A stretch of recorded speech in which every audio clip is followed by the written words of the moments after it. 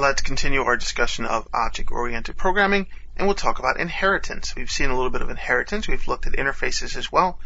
Inheritance are going to allow us to inherit the functionality in a child object, and that's going to be based on a parent object.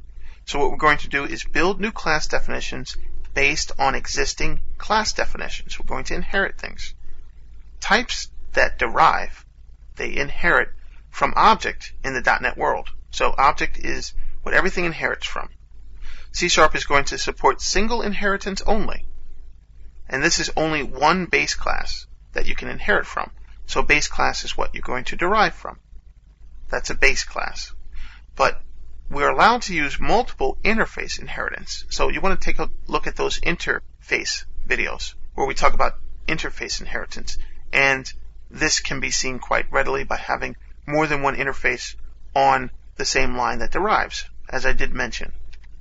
So in inheritance we have an is a relationship and a has a relationship for the most part. There's also an implements a relationship and other relationships as well.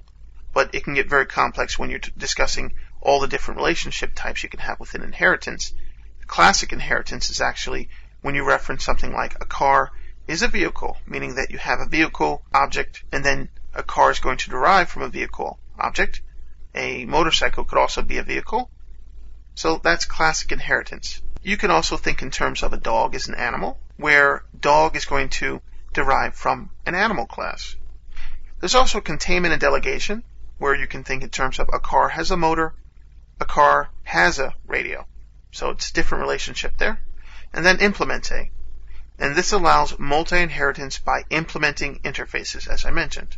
So classic inheritance is one of the main ways to look at things.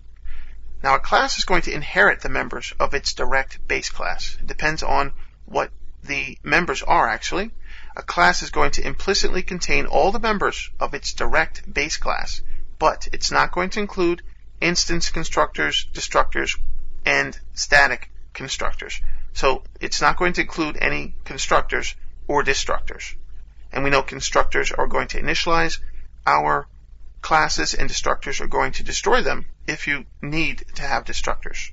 Inheritance is going to allow us to actually reuse the code, and this is going to eliminate us from needing that original source code. You should have the original source code, but you don't need it in order to use that class. And it also relieves broken code scenarios. It helps to relieve broken code scenarios. And like I mentioned before, we have families of objects that are classes, and we're dealing with specialization and generalization. When we move to the right, we're going to be specializing. A basset hound is a dog, which is an animal. So we're specializing. And then to the left, we're actually generalizing. A basset hound is a dog, which is an animal. And this is how you can look at a base class, superclass, parent, however you want to define that. Derived classes here, subclass, child class, how you want to define it. We have public fields and protected fields, and public methods and protected methods, which can be, as you can see here, inherited within our derived classes. And of course we can override methods as well, and we'll explain overriding and the difference between overloading and overriding. We've seen overloading, and now we'll take a look at overriding. But these constructors, destructors, and private fields and methods, these are not going to be inherited. So let's take a peek at our inheritance project. We can actually do this from Primal Code just to take a peek at it. You can open it up within the actual Visual Studio if you want to, working with primitive shapes in the actual object-oriented folder. And when you actually open it up, we can just take a peek. You can run it if you'd like. I'll do that as well. I just want to show you here. It's a little bit easier. Now when we actually use inheritance, we're going to have this colon. We've seen this before. And then we're going to have the base class over here to the right.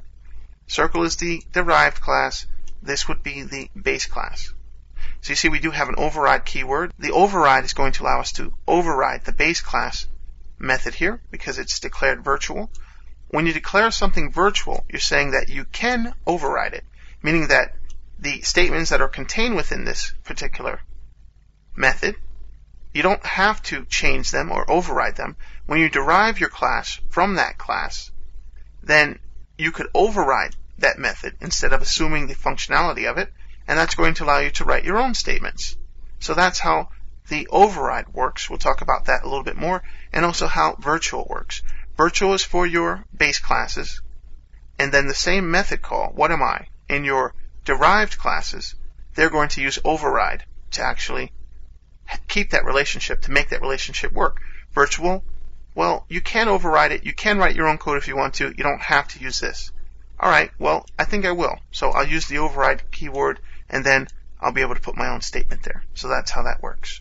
And then you can see an example of working with the primitive shapes to work with some inheritance. We're just creating an array of objects here, and then we're creating an object for each of the array items, and we're using a new circle, a square, and a triangle. And then we're using a for each of those in the array to actually print out that what am I 3 different times using the object. The objects here are different objects, but they're derived from the same object, so it makes it very easy to actually work with one variable from primitive shapes because they derive from that. And we'll look at this in polymorphism as well.